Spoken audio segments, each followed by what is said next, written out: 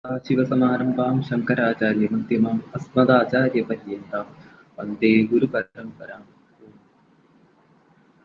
Nirmalaji, can you tell us where to begin? Hari Om.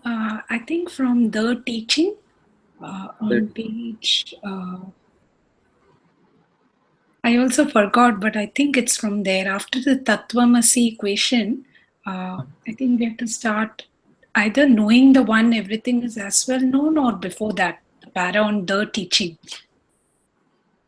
Page number 54, 55.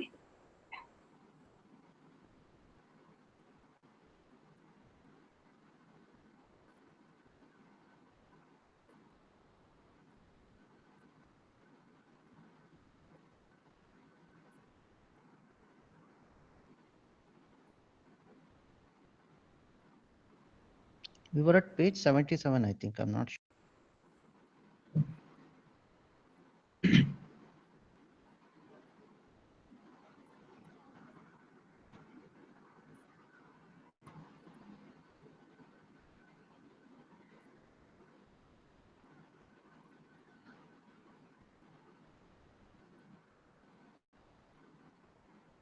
Yeah, Himanji is right. It's after that, yeah. So, should we start from here? The equation in the and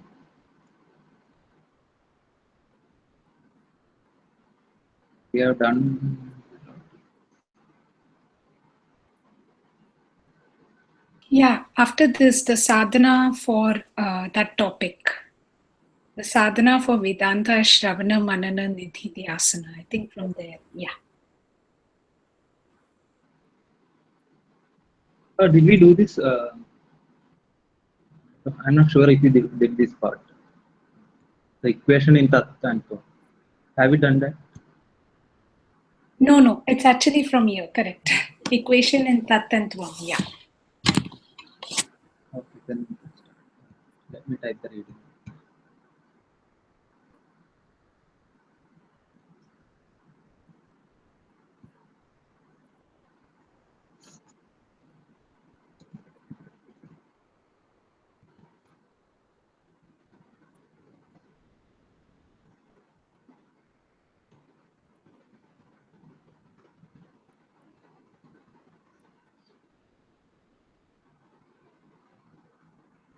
Hemanji, can you start reading from the equation? Okay, sure. Yeah, thank you. The equation in Tat and Tvam. In the Tat Tvam Asi Mahavakya, we have seen the obvious difference in Tvam, the Jiva, and Tat Ishvara. The Jiva as an individual with body mind sense complex is limited. Ishvara, who includes this body mind sense complex, is limitless. Ishvara is called Bhagavan, the one who has Bhaga, sixfold virtues in absolute measure. Bhaga asya asti iti Bhagavan.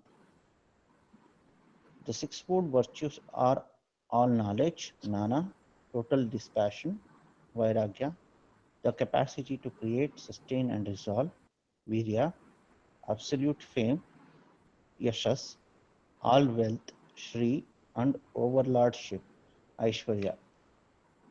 How can there be an equation between limited Jiva and this limitless Bhagavan? Equation is understood in terms of our understanding of Satyam and Mithya. There are two types of Mithya. One that is empirically true, like a rope, and the other that is subjectively projected, like the rope's neck. Understanding of the world, we see that everything as an object other than itself. Everything is dependent on another for its existence.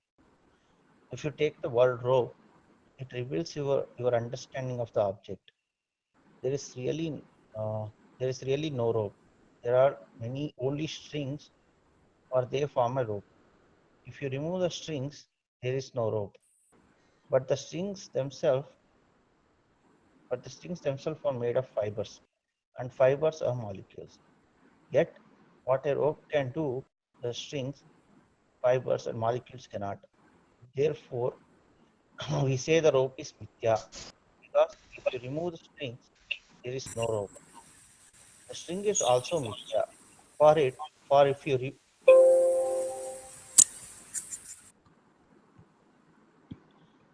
remove the fibers, a string cannot exist. Then the fibers are mithya, since every fiber is only molecules. Therefore, if you say anything is an object is, it is dependent on something else to exist. The truth about mithya is that wherever there is mithya, there is satyam. Without satyam, there is no mithya. Without a fabric, there is no shirt. That is the example. The shirt is mithya. The fabric is satyam.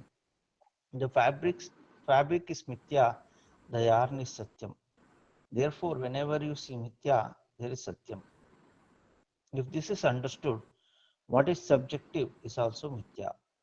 For it is your own creation, projection. What is not subjective, what is empirically true, what is understood by means of knowledge, the object is also mithya, being dependent upon you. The subject, the knower, the satyam, which is Satchidanandam Brahma, that Satchidanandam Brahma, the cause for this entire Jagat, that Tvamasi, Tvamasi, you are. Brahman and you are one and the same. Someone asked, where is Brahman? The one who is asking the question is Brahman. The space you are searching for is Brahman. The time you are searching is Brahman. The searching thought, where is Brahman, is Brahman. There is no object in this world, which is not Brahman. The object, the experience of the object, the thought, and the knower are all sustained by the same consciousness, Brahman. In other words, the knower is Brahman, the knowledge is Brahman, and the known is Brahman. The knower is consciousness, Brahman. Knowledge is consciousness, Brahman. The object of knowledge exists because of Brahman. Therefore, known, knowledge, knower, seeing, sight, seer, heard, hearing, hearer, all are the same consciousness, limitless Brahman. Now tell me, who are you? I am Brahman. When did you become Brahman? Even when you did not know you are Brahman. The thought, I am not Brahman, is also sustained by Brahman.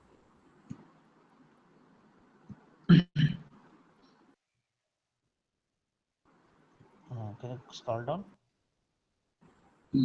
Yeah, next person can do Okay. it now. Next talk. Is there any point to discuss or any question we have to discuss? Not, we can move on to the next question. Yeah, we covered this, I think, last weekend in Tattvamasi equation, I think. A little similar. Yeah. Hari Om. Nirmala? Yeah. The sadhana for Vedanta is Shravana, Manana, Nididhyasana. The fact that I am Brahman is Sādhyā, to be accomplished in terms of knowledge. So the truth that I am Brahman is Jnana Sādhyā. What is the sadhana? The sadhana is Shravanam, exposing oneself to the teaching of the Shastra that is taught by a teacher who himself or herself has had similar exposure. Mere listening is not Shravanam. It is Shruti Vichara, inquiring into the words of the Shastra. The vision of the Shastra is, you are the whole. The whole is Brahman, and that Brahman you are. Shravanam is listening to the Shastra through a teacher. The inquiry that reconciles any seeming internal contradictions and makes you understand the vision of the Shastra is called Shravanam. Sometimes there are external contradictions, doubts, either created by your intellect against what the Shruti says, or raised by another intellect to which you subscribe or are unable to refute. The removal of such doubts and contradictions is done by manana. Manana is the sadhana for the removal of those ideas so that your knowledge is unassailed, undisturbed. After Shravana and Manana, you are very clear that you are Brahman. Yet you find that your behavior does not reflect your understanding. The reason is that you may have to deal with another problem rising from your memories, that of Viparita Bhavana. There is another parallel reality, the emotional reality, which is the reality of a child. In everyone, there is a child in the form of the unconscious. The unconscious does not completely know what the conscious mind has achieved. It is a parallel reality, as it were. Even though the conscious person has come to discover that he or she is Brahman, sometimes his or her unconscious can interfere in the pursuit of this knowledge. It will not let that knowledge take place. The frozen child within, in the form of the unconscious, is still waiting for attention and therefore may interfere with the assimilation of the knowledge. Even if you have an insight, it will not let you enjoy the fruits of knowledge. This is called Viparita Bhavana. Here, Nididhyasanam, contemplation, becomes a helpful sadhana. You contemplate upon what you have understood to help assimilation of the knowledge. So the sadhana for Vedanta is Shravana, Manana, and Nididhyasana.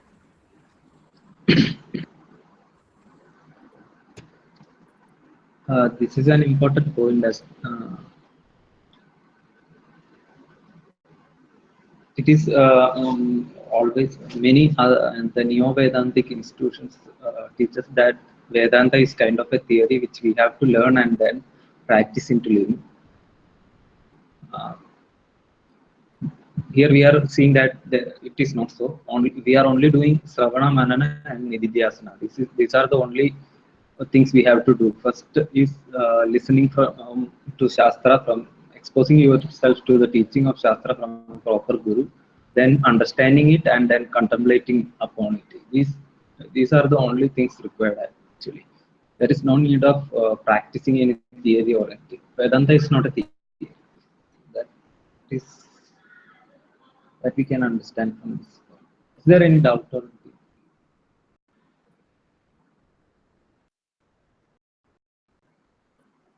okay? Then I think Prasuna ji can start from next.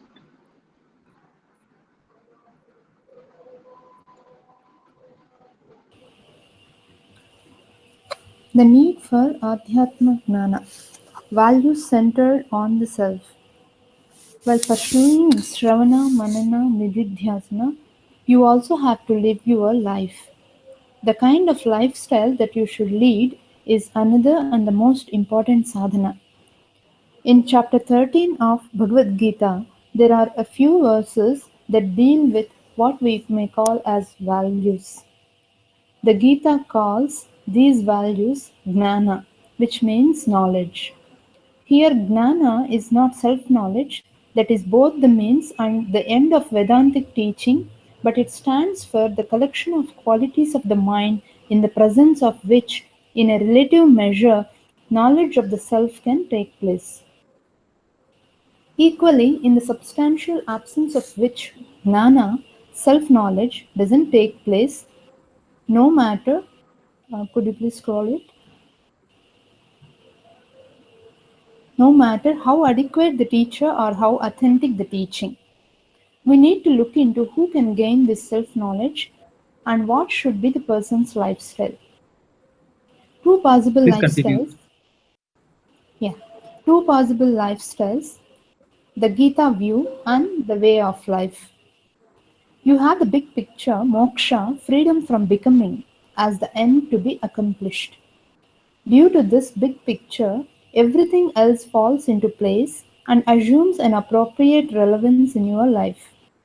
The big picture brings about a change in your attitude and a deeper understanding of the realities of living. We call this as preparedness. In Sanskrit, we say adhikaritvam. It is a disposition of a qualified student. Adhikaritvam is the capacity to think properly, viveka. When there is a fallacious proposition, you should be able to see the fallacy. That is proper thinking. It is called Vikara Shakti.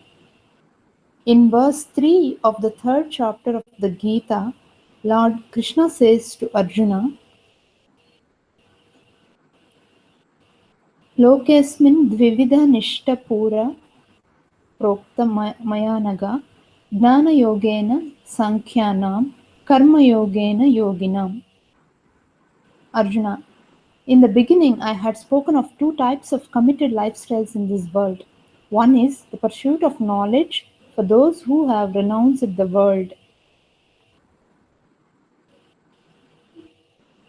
and the other is the pursuit of karma yoga for those who pursue activity. Hence, according to Gita, there can be two possible lifestyles: the life of a renunciate, a sannyasi, or the life of a karma yogi.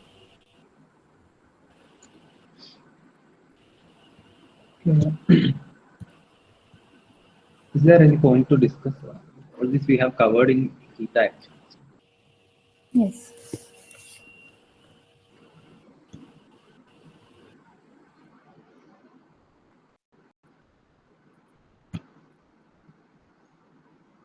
Okay, I think then Solveig, can you continue from this life of sannyas? She can't read, I think. Oh, yeah, okay. Soumya ji can. Soumya ji, will you be able to read?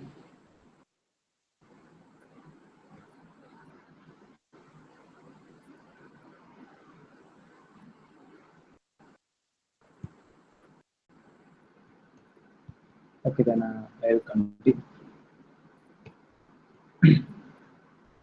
A life of sannyasa.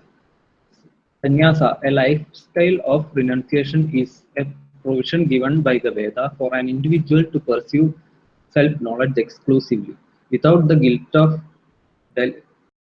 dereliction of duties. You assume such a lifestyle deliberately, either by giving up your ambitions or growing out of them. The Veda provides an opportunity to give up all roles and ambitions by withdrawing from them completely. The Brihadaranyaka Upanishad says, Putraishanayaha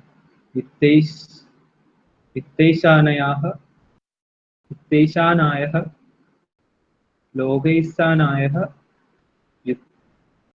Vikshajaryam Charanti. Vikshajaryam Charanti. You are totally absolved from your duties towards your family, towards society, towards state, when you take sannyasa, a life of renunciation. That looks very inviting, does it not?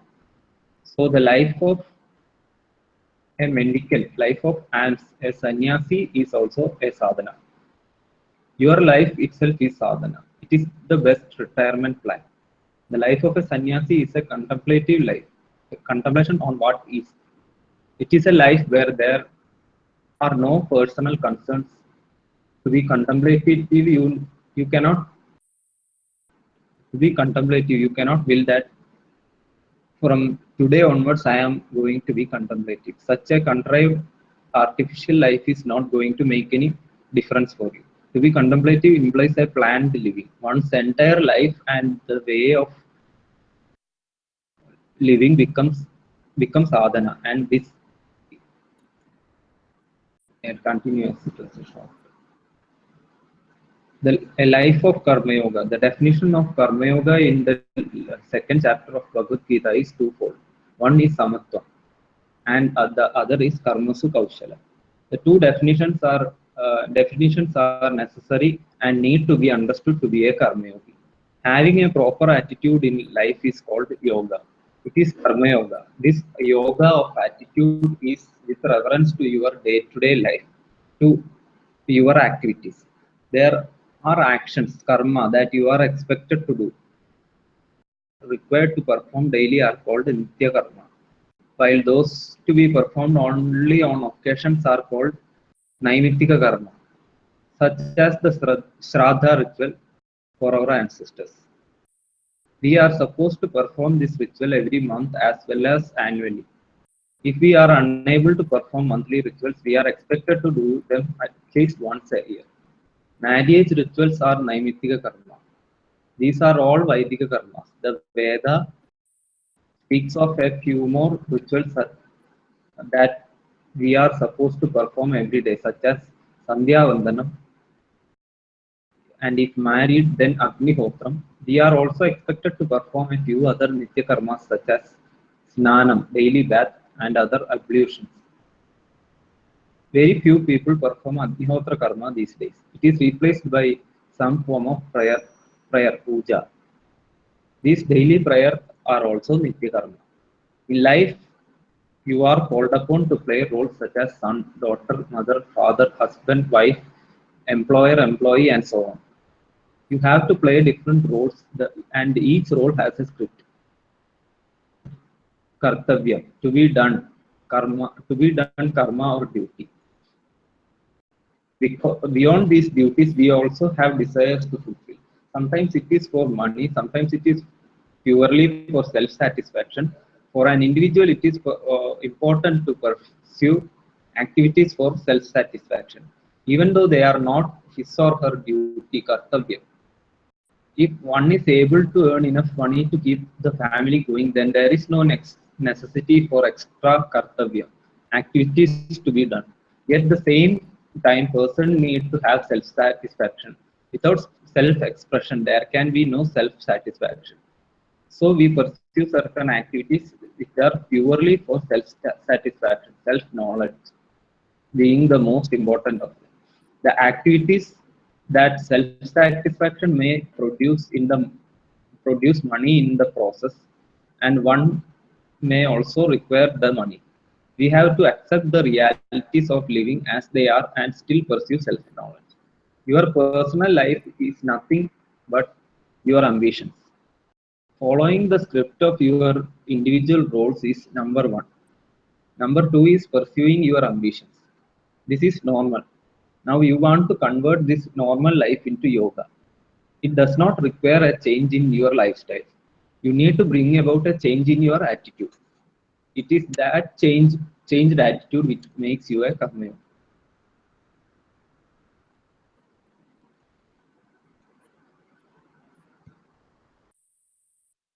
Shamubai, Prasannaji had a question.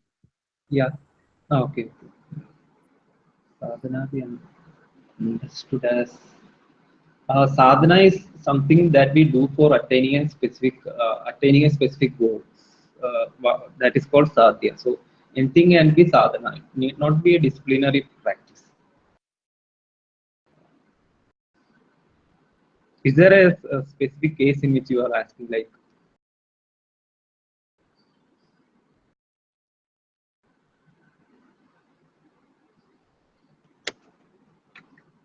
Yeah, disciplinary practices like karma yoga and all are also sadhana.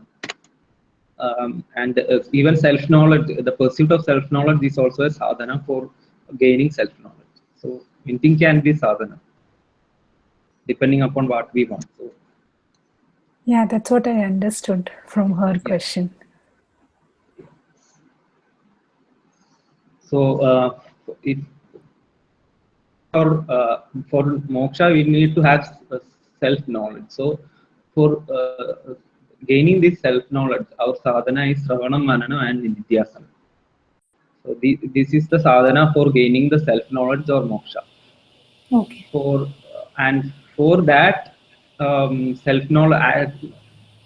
self-knowledge, to actually happen, to actually know, we need to have a prepared mind, and for that prepared mind, the sadhana is karma yoga, for getting such a prepared mind. Okay. Yeah, thank you. Hemanji, can you start again from Yeah. Nityam? Sorry. Nityam Samatitatvam, constant equanimity. The Gita gives you a discipline for knowledge, Nana Sadhanam, by repeatedly pointing out one important attitude, which is the mastery over one's raga, like, and dvesha, dislike. These two emotions are called desires, kamaha. Emotional pressure is traced in the virulence of one's raga and dvesha. In the Gita, the Lord Krishna says in, in verse 11 of the 7th chapter, Dharma viruddho bhuteshu kamosmi bharatar shabha. In all beings, I am desire that is not opposed to dharma. I am kama, whose fulfillment will not transgress dharma. It means free kama, not pressurized kama.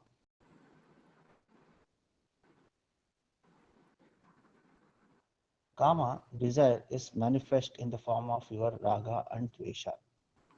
Raga is something you wish to have, but which you do not have now.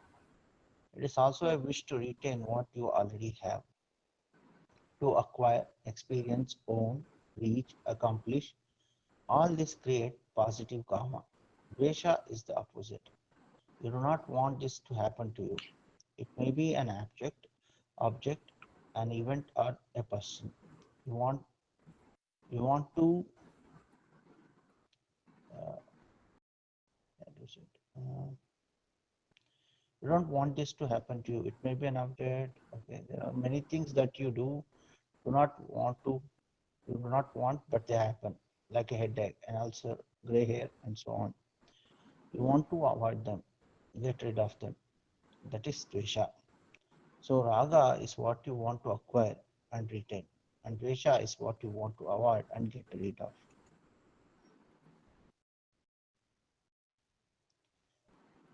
At times, raga dveshas incite a person to transgress dharma. When he steals or robs, he transgresses dharma. He does not want another to rob him of his property, yet he robs. He knows the other person also does not want to be robbed, which is why he uses the cover of night. He transgresses dharma because he is under the spell of his raga for money. You can now understand how emotional pressure is in the form of raga and also in the form of dvesha. If one has to release the pressure of raga, one must have planned lifestyle, for which one must seek help. Such a lifestyle cannot be accomplished without help. A human life is to be lived intelligently because human beings have to make a choice all the time. When you have a when you have to choose, you need to be wise. You need to be intelligent. What is intelligent living? Someone said you should follow dharma. That is general advice. Everyone knows that. It is not for want of knowledge that people lead a life of dharma. Intelligent living is to seek help whenever you feel helpless, whenever you come under pressure of your raga dvesha. All your all your emotional needs come out only through raga and dvesha. When you are under their spell, you cannot take advice. You cannot take even a sensible message. Therefore, you need to create a value within yourself cognitively. The value creation is for intelligent living. Then afterwards, you seek help. Seeking help is to acknowledge your helplessness. Unless you acknowledge you are helpless, you will not seek help. It is like a person who is given to alcohol and is also and as and is asked to seek help. He can seek help only when he acknowledges I have no power over alcohol. He has to say I am alcoholic. If he says so, then he can seek and receive help. Similarly, you have no power over anger, jealousy, or hatred. Certain people you hate and certain people you want. You want them to behave in certain way. it is raga. Do not assume that raga is always for diamond earrings and real estate. Raga for an object you can handle. You can do without objects. But when you are locked up with people and you want the other person to change, you cannot get out of that lock. You cannot change that person. In fact, the other person wants you to change, which you do not see at all. You think you are okay. This lock-on situation creates pressure, generating raga, sorry, and pressure generating dvesha. From where does this pressure come? We think it is from outside, but there is no pressure outside. There is only a cabin pressure, air pressure when you fly. The pressure comes from inside, from within. There is no other source. Lord Krishna in the Bhagavad Gita presents a life wherein there is no possibility of failure because it is planned living. By seeking help, you live a life in keeping with your understanding of realities. In verse 9, chapter 13 of the Gita, Lord Krishna says, Nityam cha samachitatvam ishtanishto papa papas papatisu. Evenness of mind, whether one gains the desired result or not desired. The preparedness is described here.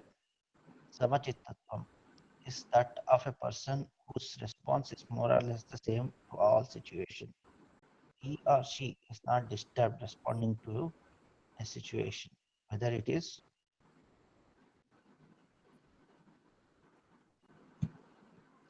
desired or less than desired or more than what is desired or opposite to what is desired. An exaggerated elation can bring an heart attack. A person who bought a lottery ticket was informed, you have hit the jackpot, your number is 4568789 has come.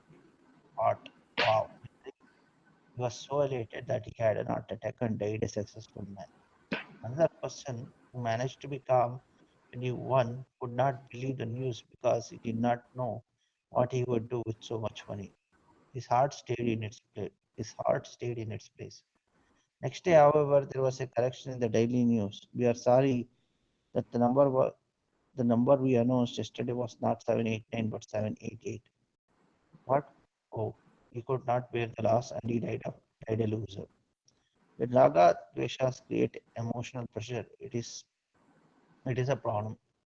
What should not happen happens, and what should happen does not happen. Your life goes up and down like a yo-yo. If you can manage your raga dveshas, then you need not be afraid of desires. Desires themselves do not constitute a problem. That you can desire is a privilege, but then a privilege ceases to be one when you are held hostage by the privilege. Just as when what when what was once a luxury in the beginning becomes a necessity. The necessity becomes so important that without it you cannot live at all. You can see desires as purely Bhagavat Vibhuti, glory of Bhagavan. If you know how to manage them, managing your desire is what Gita speaks of as Karma Yoga, which is why the Gita becomes a very important book in the study of Vedanta Shastra. What it discusses details is in detail in the Upanishad. Gita gives you a view and way of life. In the verse 47, chapter 2 of the Gita, Lord Krishna says, Karmanyevadikaraste ma phaleshu kadachana ma karma phalahetur purma te sango sta vakarmani. Your choice in the is in the your choice is in the action alone, never in the results thereof. Do not think you are the author of the results of action, not and yet be not attached to inaction. You have a choice over your action, but you have no choice over the result of that action. Karmani adhikarathe. With reference to karma, action, you have adhikara choice. But the result is not something that you can decide and obtain.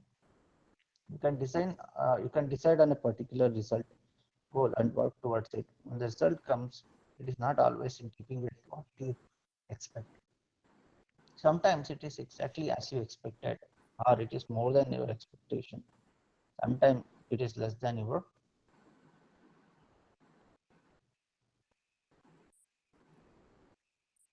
expectation, or sometimes it is the opposite. With reference to your expectation, these four types of results are possible for every action, karma that you undertake. You have desires, ambition to be fulfilled, and you also expect a result. It is not that you do not expect a result. You send a child to a school praying that it should come back. It should come back wiser, if not wiser, at least more informed. Expecting a result is the right thing to do. Otherwise, you cannot and will not do any work. We often hear people say, perform karma without perform karma without expecting result. That is karma yoga. To say that you should not expect any result and perform action is wrong. What is said in the Gita is that you have a choice over your action, but you do not have a choice or the result of the action. Phaleshu. With reference to the results of the action, tadachana, at any time you do not have adhikara choice. Until you clap your hands, you have a choice. Once you clap your hands, you have no choice in producing the result. There will be the sound of a clap. You cannot avoid that sound. You are only a karma hetu. You have a choice with reference to your action. You are not the karma phalu. You are not the karma phala hetu. The author of the result of the action. Then who is the author of the result of action? We have already analyzed. Every law that is manifest in the Jagat is manifestation of Ishvara. It means that the law produces the result of the action. Therefore, between Sādhanā and sādhyā, karma and phala, the connection is already a determined connection. And that connection, the law, the niyati, is Parameshvara. The law of karma is also a part of it. People buy stocks. When I buy the stocks, it goes down. When I sell it in distress, the very next day it goes up. Why does it happen? This is law of karma. Sometimes it goes up for me. It is the law of karma. It is Ishvara. The given is not separate from the giver. The law is not separate from the lawmaker. Therefore, the result of action is from Ishvara. Who is the author of the action? I, the individual, am the author. Who is the author of the result of action? It is Ishvara. This is true of every aspect of life. Such an understanding born of the awareness that all results are from Ishvara makes your life very aware. You are aware of the realities. There is no faith or trust involved here. It is pure understanding. Any discussion regarding Ishvara implies understanding. Otherwise, it is all make believe, which may work to some extent, but not all the time.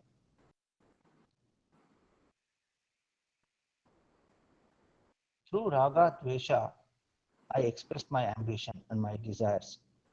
This is how I live my life. I recognize the fact that it is given to me to choose to do or not to do in order to fulfill the raga. I do my homework properly. Therefore, between what I want and what I do, there is a connection. There has to be a connection. Hence, I do not expect a result, no matter how desirable, which has no action at all to my action. Sorry, which has no connection at all to my action. Suppose your action is to gain wealth, it is kamya karma. Even that can be converted into yoga. When karma you do it for the sake of neutralizing your raga dvesha, incapacitating the raga dvesha to create problems for you. When you recognize this fact, you can have a You can have few more ambitions in life. This is planned living, a life of awareness, mindfulness, that hetu. This is the Lord who is the karma phala hetu, the giver of the results of action through the laws.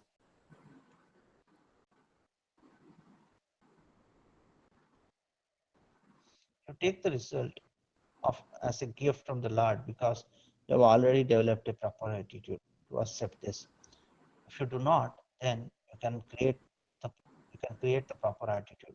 What is that attitude?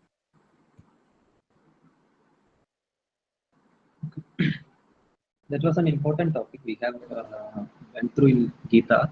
However, yeah, we have to repeat and actually uh, understand it better. So, Karma Yoga basically is nothing but two components. Has two components. One is samatvam, and the other is uh, samatva and karmasu kaushalam. Yeah, karmasu kaushalam is basically doing what is dharma. Adharma and following dharma always is karma's kaushala. We should know what is dharma and adharma, and what our action will constitute. We have to do actions that are in line with dharma, whether we dislike it or not. We should not do our action should not violate adharma, whether we like it or not. So that is one, and then the samatvam part is that we are accepting that any karma we do, any action we do, we can choose to act. We can choose to act in a particular way. We can choose to act differently. We can choose not to act. So we have a choice in action, but what the action results in is not our choice. The result is given by Bhagwan. So we are accepting our helplessness and we are surrendering to the Lord as whatever the action results in, whatever you give me, I am accepting it as your prasada. Whatever I do, I offer it to you, offer at your feet, to the Lord, surrendering everything. This is basically Karma Yoga. And then in the neo-Vedantic circles and other wrong interpretations, including that of Mahatma Gandhi, has been that doing actions without any expectation. That is not true. You cannot do any action. Even Arjuna fought with an expectation to win. You cannot, if he didn't want to win or he didn't want to do he didn't want to win, then there is no win and the dharma. If he didn't want the victory of dharma, there is no point in doing action. So basically, whatever we do, we are definitely expecting a result. But once we do the karma, we are surrendering it to Ishvara, and whether we get the expected result or we get the opposite or we get some different result, we accept it as Ishvara's prasada with a certain equanimity in our mind to a certain maturity we accept it. That is Karma Yoga. It's a great revision of the Gita, chapter 2, and the chapter we are doing now. Is there any doubt or anything we can discuss, else we can close up? So we are on page 101, I think. Yeah, please. Okay. I was just trying to say, does it mean like we do the karma, but the result is given by Bhagavan based on certain law? Is that understanding correct? Like he knows the law and the result is given as per the law, like as per the karma, like whatever we have done. So Yeah, exactly. result is as per the expected law. Whether we like it or not, or whether it was like the expected result or not, we leave it to Bhagwan. But the phala itself is based on a law. Is that correct understanding? Yeah, exactly. The law is Bhagwan itself. The law creator of the law is Bhagwan. Therefore, we see the law as Ishvara itself. So, whatever we get, we accept it as a prasada from Ishvara. You are very correct. Thanks. Okay, then we can close off, I think. Om Purnamada Purnamidam Purna Purnamudachyate Purnasya Purnamadaya Purnameva Vasishyate. Om Shanti Shanti Shanti. Hari Om. So we have to start with okay. Yeah. Yeah, I mentioned it. Thank you. Thank you.